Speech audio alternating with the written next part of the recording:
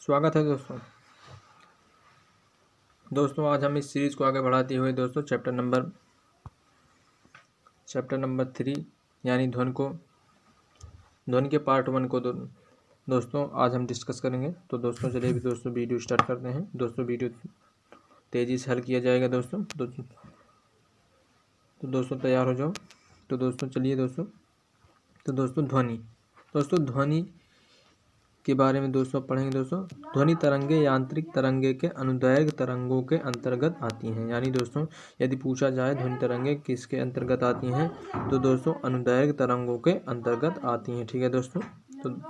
तो दोस्तों हमारा दूसरा पॉइंट है कि ध्वनि तरंगे तीनों माध्यमों में ठोस, द्रव, गैस में संचरण कर सकती हैं। ठीक है दोस्तों कि ध्वनि तरंगे जो हैं ठोस, द्रव, गैस तीनों माध्यमों में संचरण कर सकती हैं। ठीक है दोस्तों। हमारा नेक्स्ट पॉइंट है दोस्तों ध्वनि का संचरण निर्वात में नहीं हो पाता क्योंकि माध्यम अनुपस्थित रहता है। इसका मतलब दोस्तों यह है कि ध्वनि का संचरण जो है दोस्तों वह निर्वात में नहीं हो पाता, यानी वह कि जहाँ वायुमंडल नहीं होता वहाँ ध्वनि संचरण नहीं हो पाता। तो दोस्तों हमारा अब दोस्तों नेक्स्ट पॉइंट कि अंतरिक्ष के धरातल पर अंतरिक्ष यात्री एक दूसरे की बातें नहीं सुन पाते। इसका कारण यह है कि क्योंकि वहाँ माध्यम अनुपस्थित रहता है, अर्थात वायुमंडल नहीं पाया जाता। ठीक है दोस्तों कि जैसे दोस्तों कोई अंतरिक्ष यात्री है दोस्तों और उसी अंतरिक्ष में दोस्तों अंतरिक्ष के धरातल पर कोई दूसरा उसका साथी है, तो दोस्तों उसका साथी इसकी आवाज़ यदि दोस्तों बोलेगा तो दोस्तों उसकी आवाज़ अंतरिक्ष के धरातल पर उसको नहीं सुनाई देगी। क्या? क्योंकि दोस्तों वहाँ माध्यम अनुपस्थित रहता है। ठीक है दोस्तों, यानी वहाँ वायुमंडल अनुपस्थित रहता है। दोस्तों हमको पता है कि ध्वनि संचरण के लिए किसी न किसी माध्यम की आवश्यकता पड़ती है, तो दोस्तों वहाँ माध्यम पाया ही नहीं जाता, इसीलिए। ठीक है दोस्तों। हमारा दोस्तों नेक्स्ट पॉइंट क्या है दोस्तों कि ध्वनि तरंगों के प्रकार। ठीक है दोस्तों, ध्वनि तरंगों के प्रकार। दोस्तों ध्वनि तरंगों के मुख्य प्रकार निम्नवत है। पहला दोस्तों अश्रव्य तरंगे, इंफ्रासोनिक वेव्स। ठीक है दोस्तों, इनको देखें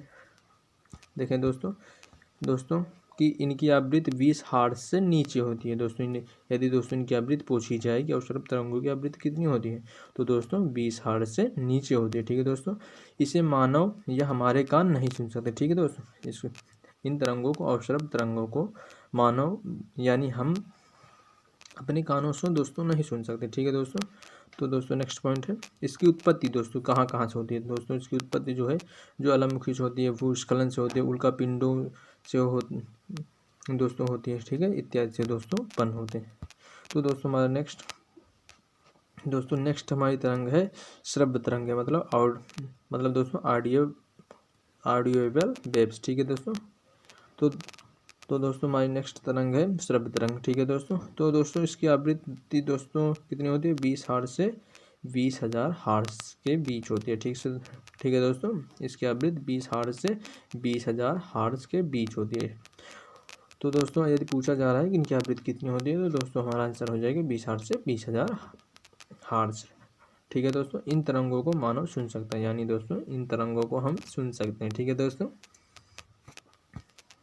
नेक्स्ट पॉइंट है दोस्तों पराश्रव्य तरंगे यानी अल्ट्रासोनिक वेव्स। ठीक है दोस्तों।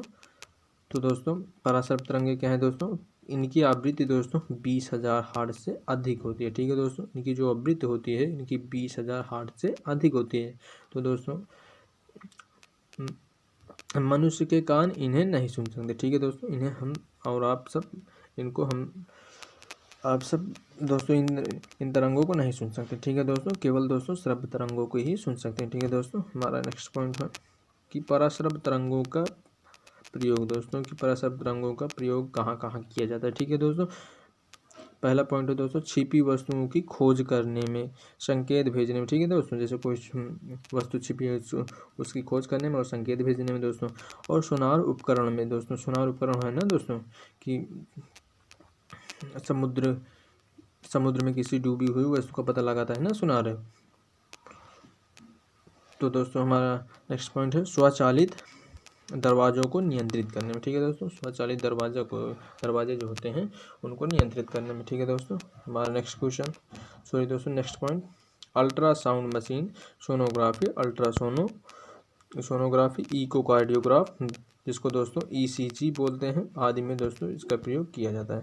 और दोस्तों किस में किया जाता है? कीमती कपड़ों, वायुयान तथा घड़ियों के पुर्जों को साफ करने में, ठीक है दोस्तों। और दोस्तों कारखानों को चिमनियों से कालिख हटाने में, ठीक है दोस्तों। और दोस्तों किस में किया जाता है? दूध के हानिकारक जीवाणुओं को नष्ट करने में, ठीक है दोस्तों। और कुत्तों के प्रशिक्षणों में, ठीक है दोस्तों। यदि दोस्तों इनसे रिलेटिव कोई क्वेश्चन आता है तो दोस्तों कौन सी तरंग हो जाएगी दोस्तों? पराश्रव्य तरंग, ठीक है दोस्तों। पराश्रव्य तरंग, ठीक है दोस्तों। अब दोस्तों ध्वनि की चाल क्या पढ़ेंगे दोस्तों? ध्वनि की चाल। तो दोस्तों ध्वनि की चाल सबसे अधिक दोस्तों किसमें होती है दोस्तों?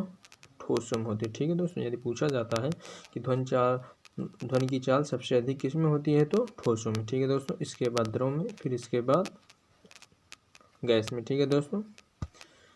और दोस्तों ध्वनि की सर्वाधिक चाल ठोसों में सर्वाधिक चाल एल्यूमीनियम में दोस्तों, सर्वाधिक चाल ठोसों में होती है दोस्तों। और ठोसों के अंतर्गत बहुत मटेरियल आते हैं, और उन सभी पदार्थों में एल्यूमीनियम में सर्वाधिक होती है 2420 मीटर प्रति सेकंड, ठीक है दोस्तों। एल्यूमीनियम में सर्वाधिक होती है 2420 मीटर प्रति सेकंड। और दोस्तों नेक्स्ट दोस्तों, द्रव में सर्वाधिक चाल समुद्री जल में होती है, ठीक है दोस्तों। यदि पूछे दोस्तों ध्वनि की चाल द्रव में किस में होती है?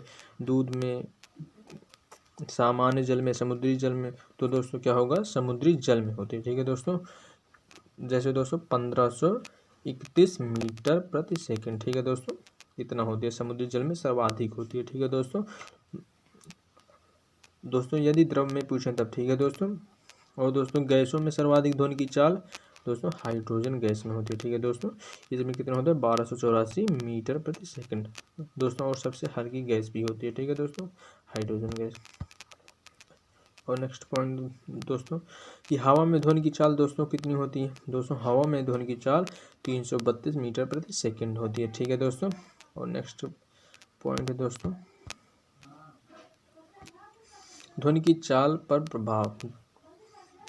दोस्तों ध्वनि की चाल पर प्रभाव किनका किनका पड़ता है दोस्तों? अब ये पढ़ेंगे दोस्तों। दाब, जैसे दाब है दोस्तों,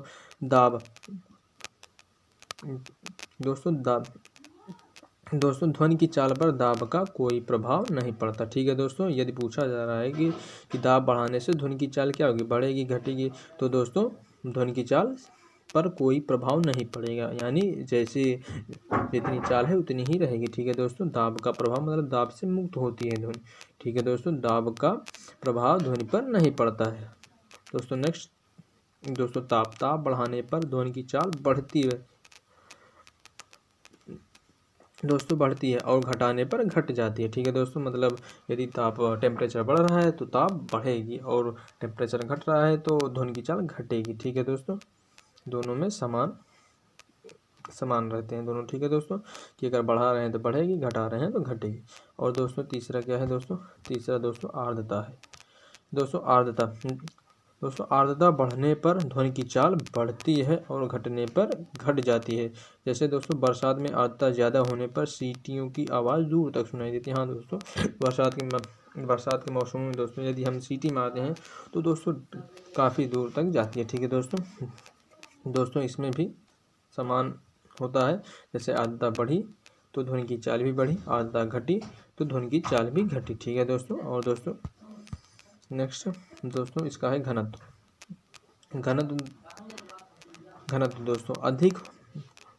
दोस्तों घनत्व अधिक होने पर ध्वनि की चाल कम होती है, ठीक है दोस्तों। मतलब यदि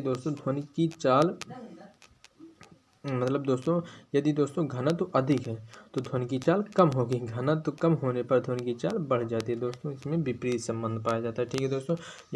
यदि दोस्तों घनत्व अधिक है तो ध्वनि की चाल कम होगी, यदि दोस्तों घनत्व कम है तो ध्वनि की चाल अधिक होगी, ठीक है दोस्तों। नेक्स्ट पॉइंट दोस्तों ध्वनि का मात्रक दोस्तों ध्वनि की मात्रा क्या है दोस्तों? ध्वनि की मात्रा माइक्रोवाट प्रति मीटर स्क्वायर। दोस्तों ये जो नीचे है ना दोस्तों, ये स्क्वायर है, ऊपर रहेगा, ठीक है दोस्तों, स्क्वायर प्रति मीटर स्क्वायर, ठीक है दोस्तों। बेल का 10वां भाग दोस्तों क्या है? बेल का 10वां भाग डेसीबल होता है, ठीक है दोस्तों। बेल का 10वां भाग डेसीबल होता है। और दोस्तों नेक्स्ट पॉइंट, भारत की संगीत पद्धति में 7 टोन होते हैं जिनकी आवृत्तियां निम्नवत हैं। तो दोस्तों ये जो निम्न रिपीट हो गए, जिनकी आवृत्तियां निम्नवत हैं। पहला सा है, ठीक है दोस्तों, यहीं से स्टार्ट है, सा से। सा रे गा मा पा धा नी, ठीक है दोस्तों। और दोस्तों इनकी आवृत्तियां कितनी होती हैं? सबकी अलग अलग होती हैं, लेकिन दोस्तों इंपॉर्टेंट कितनी होती हैं? केवल 2, सा और नी के, ठीक है दोस्तों। एग्जाम में इन्हीं 2 दोस्तों पूछे जाते हैं। दोस्तों सा का दोस्तों सा की आवृत्ति 265 हार्ट्ज होती है, और दोस्तों नी की आवृत्ति 494 हार्ट्ज होती है, ठीक है दोस्तों, एच जेड, ठीक है दोस्तों, 494 हार्ट्ज दोस्तों। और ध्वनि का वो डेसीबल में मापते हैं। दोस्तों ध्वनि को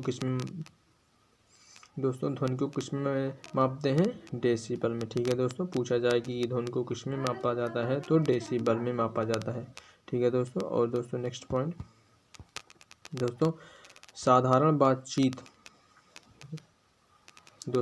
साधारण बातचीत कितने डेसीबल तक हमारी ध्वनि होती है? दोस्तों साधारण बातचीत जो हम दोस्तों करते हैं वह 30 से 40 डेसीबल के अंतर्गत रहती है, मतलब अंदर रहती है, ठीक है दोस्तों। यदि पूछा जाए कि हमारी साधारण बातचीत जो है दोस्तों कितने डेसीबल तक होती है? 30 से 40 डेसीबल, ठीक है दोस्तों।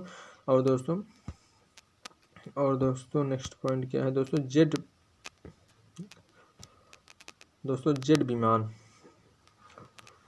विमान की जो आवाज़ होती है कितनी डेसीबल तक होती है? दोस्तों ऐसा पूछा जाए तो दोस्तों 140 से 150 डीबी, मतलब डेसीबल, ठीक है दोस्तों। बहुत आवाज़ होती है, इसी की आवाज़ से दोस्तों जो कांच की इमारतें बनी होती हैं वो इमारतों के दोस्तों कांच जो होते हैं चटक जाते हैं दोस्तों। जो ये ध्वनि होती हैं उनको चटका देती हैं, ठीक है दोस्तों। और दोस्तों जेट लड़ाकू विमान प्रघाती तरंगे उत्पन्न करते हैं जो इमारतों के कांच को चटका देते हैं, ठीक है दोस्तों। जो जेट लड़ाकू विमान होते हैं दोस्तों, ये प्रघाती तरंगे उत्पन्न करते हैं और ये इमारतों के कांच को चटका देते हैं, ठीक है दोस्तों। और दोस्तों नेक्स्ट पॉइंट दोस्तों हमारा है,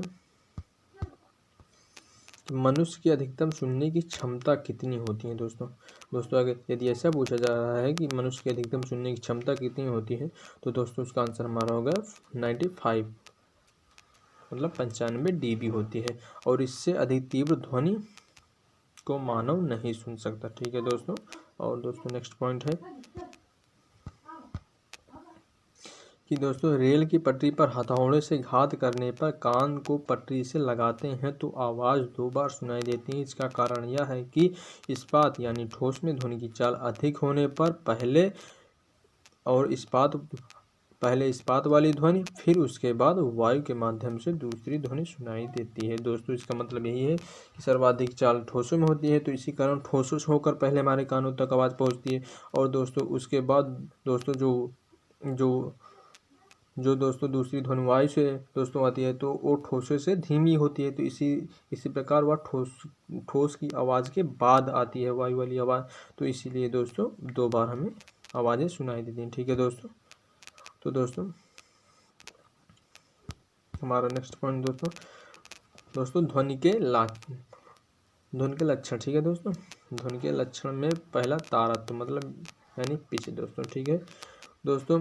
तारत्व के कारण ही ध्वनि मोटी या पतली होती है। दोस्तों जो देखते हैं दोस्तों कि स्त्रियों और बच्चों की आवाज़ें जो होती हैं उनका तारत्व अधिक होता है, इसी कारण उनकी आवाज़ें पतली होती हैं, ठीक है दोस्तों कि हम देखते हैं कि स्त्रियों और जो बच्चे लड़कियां होती हैं उनकी आवाज़ें पतली होती हैं और लड़कों की आवाज़ें थोड़ा मोटी होती हैं। इसका कारण क्या है दोस्तों? इसका कारण पिच यानी तारत्व है, ठीक है दोस्तों।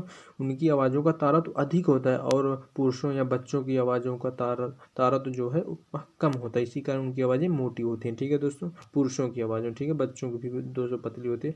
स्त्रियों और बच्चों की आवाज़ों का तारत्व अधिक होने का उनकी आवाज़ें पतली होती हैं और पुरुषों की आवाज़ों का तारत्व अधिक सॉरी दोस्तों, पुरुषों की आवाज़ों का तारतम्य कम होता है, इसी कारण उनकी आवाज़ें मोटी होती हैं। तो दोस्तों हमारा नेक्स्ट पॉइंट दोस्तों गुणता। ध्वनि का दूसरा लक्षण दोस्तों गुणता है, यानी टिम्बर। दोस्तों ध्वनि में अंतर हम गुणता के द्वारा ही कर पाते हैं। हाँ दोस्तों, अपने परिचितों की आवाज़ों को हम गुणता के कारण ही पहचान पाते हैं। जैसे दोस्तों कोई हमारा दोस्तों आया तो दोस्तों वो उसको दोस्तों बिना हम देखें पहचान लेते हैं कि उसका नाम क्या है, मतलब कौन है वो, या कोई हमारा परिचित हो। जब वो बोलता है तो उसको बिना देखे हम पहचान लेते हैं उसकी आवाज़ से। तो इसका कारण क्या है दोस्तों, इसका कारण गुणता है। ठीक है दोस्तों, गुणता के कारण ही हम ध्वनि में भेद कर पाते हैं कि ये किसकी आवाज़ है। ठीक है दोस्तों अब हमारा नेक्स्ट पॉइंट कि प्रतिध्वनि। दोस्तों प्रतिध्वनि के बारे में दोस्तों अब बात करेंगे। दोस्तों प्रतिध्वनि क्या है दोस्तों, वास्तविक ध्वनि के कुछ क्षणों बाद सुनाई देने वाली ध्वनि को क्या कहा जाता है, प्रतिध्वनि कहा जाता है। ठीक है दोस्तों, प्रतिध्वनि जैसे दोस्तों हमारी वास्तविक आवाज़ के बाद जो ध्वनि हमें सुनाई देती है उसी को प्रतिध्वनि कहते हैं। तो दोस्तों और इसके उदाहरण दोस्तों देखते हैं, जैसे हाल में बोलने पर, जंगलों में बोलने पर, ये इसके उदाहरण हमको मिल जाएंगे। ठीक है दोस्तों, और दोस्तों नेक्स्ट पॉइंट कि प्रतिध्वनि सुनने के लिए वास्तविक ध्वनि और परावर्तित ध्वनि के बीच कम से कम 0.1 सेकंड का अंतराल होना आवश्यक है, क्योंकि मनुष्य के मस्तिष्क में ध्वनि की संवेदना 0.1 सेकंड तक रहती है। ठीक है दोस्तों, यदि पूछा जाए कि प्रतिध्वनि सुनने के लिए वास्तविक ध्वनि और परावर्तित ध्वनि के बीच कितना अंतराल होना चाहिए, तो 0.1 सेकंड का अंतराल होना आवश्यक है। ठीक है दोस्तों, यदि संवेदना पूछें कि मनुष्य के मस्तिष्क में ध्वनि की संवेदना कितनी देर तक रहती है, तो 0.1 सेकंड तक। ठीक है दोस्तों, अब दोस्तों हमारा नेक्स्ट पॉइंट दोस्तों कि चमगादड़ रात में कौन सी तरंगे उत्सर्जित करते हैं दोस्तों, पराध्वनि तरंगे रात में उत्सर्जित करते हैं चमगादड़ रात में। इसी कारण में कुछ बड़ी कुशलता से उड़ते हैं और अपना शिकार भी इन्हीं तरंगों से दोस्तों करते हैं। तो दोस्तों हमारा नेक्स्ट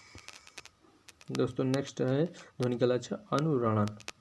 दोस्तों किसी हाल में ध्वनि श्रोता के बंद होने के बाद कुछ देर तक सुनाई देना क्या कहलाता, अनुरणन कहलाता। ठीक है दोस्तों, जैसे दोस्तों जब हम स्पीच सुन रहे होते हैं किसी हाल में, जब कोई वक्ता बोलता है उसके वक्ता के बोलने के उपरांत जो ध्वनि सुनाई देता है उसी को कहते हैं अनुरणन। ठीक है दोस्तों, और जितनी देर तक सुनाई देता है अनुरणन उसको कहते हैं अनुरणन काल कहते हैं। ठीक है दोस्तों अब हमारा नेक्स्ट पॉइंट है कि ध्वनि का विवर्तन। अब पढ़ेंगे दोस्तों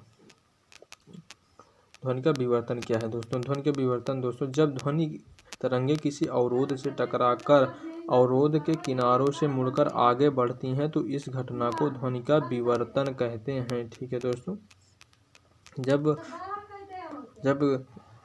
ध्वनि तरंगे किसी अवरोध से टकराकर अवरोध के किनारों से मुड़कर आगे बढ़ती हैं तो इस घटना को ध्वनि का विवर्तन कहते हैं। जैसे दोस्तों बाहर की आवाज़ें कमरे के अंदर और कमरे की आवाज़ें कमरे के बाहर सुनाई देती हैं। ठीक है दोस्तों, जैसे कोई अवरोध है दोस्तों, तो दोस्तों जैसे यहाँ आवाज़ ये पड़ी, तो दोस्तों जैसे कोई अवरोध है, यहाँ जाने की जगह नहीं है ध्वनि को, तो दोस्तों ये यहाँ से मुड़ जाएगी। जैसे यहाँ जगह है तो यहाँ से अंदर आएगी दोस्तों।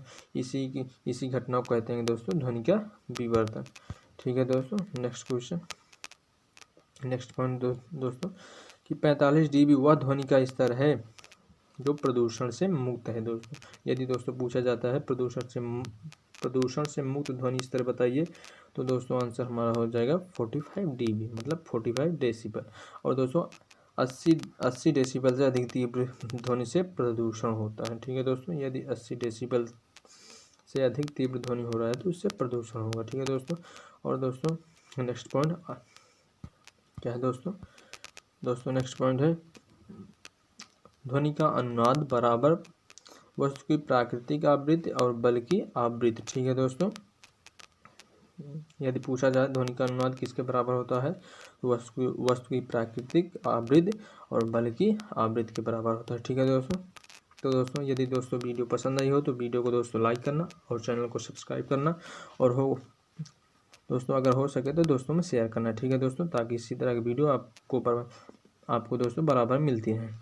तो दोस्तों मिलते हैं दोस्तों इसके नेक्स्ट और पार्ट में, यानी इसके पार्ट 2 में दोस्तों, जो एक टेस्ट की तरह रहेगा दोस्तों। तब तक के लिए दोस्तों जय हिंद, वंदे मातरम दोस्तों, अपना ख्याल रखना।